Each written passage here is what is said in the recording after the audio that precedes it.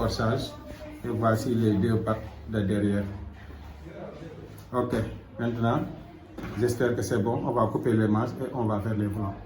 Maintenant, pour la manche, on fait du manche simple. Donc, voici le tissu. C'était aussi par 2, tu vous as gardé. Je l'ai plié par 2. Maintenant, je vais plier par 4, comme ça. Cette fois-ci, regardez bien le pliage. C'est les lisières que j'ai pliées pour calculer la largeur du manche que j'ai déjà trouvé. Donc, pour la largeur du manche, j'ai 18 cm, comme ça. Je marque 18, comme ça. La longueur manche, j'ai 25 cm, plus les 5 valeurs ourlées. Ça me donne 30, comme ça.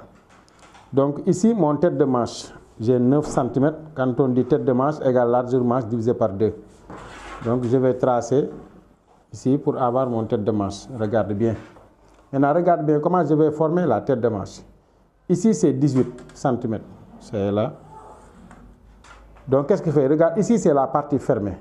Ici, c'est la partie ouverte. Donc, c'est la partie ferme là que je vais faire une ligne oblique. Regarde bien, je travaille comme ça. Voici la ligne oblique que j'ai tracée.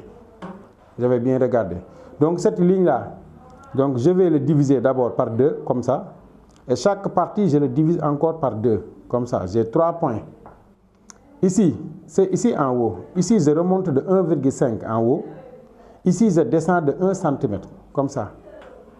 Ensuite, je prends mon perroquet et je vais faire poser bien le perroquet pour qu'il touche les 3 points. Au milieu, ça est pour commencer. Regardez, comme ça.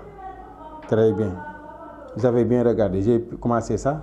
L'autre, je tourne le perroquet en bas pour faire comme ça. Ok.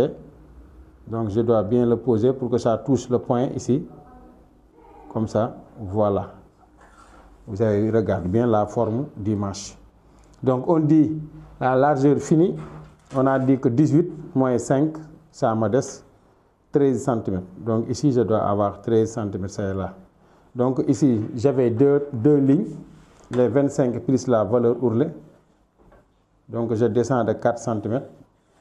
Comme ça. Donc, ici, c'est 13 cm. En bas, je dois avoir 15 pour que ça soit comme ça. Vous avez regardé. Ici, c'est 13. En bas, c'est 15. Donc, je vais faire une ligne comme ça. Ensuite, je vais tracer là, comme ça. Okay. Voici la manche simple. Ce qu'on appelle ça manche body.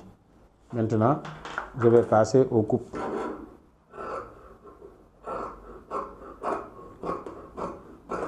Comme ça. Puis en bas.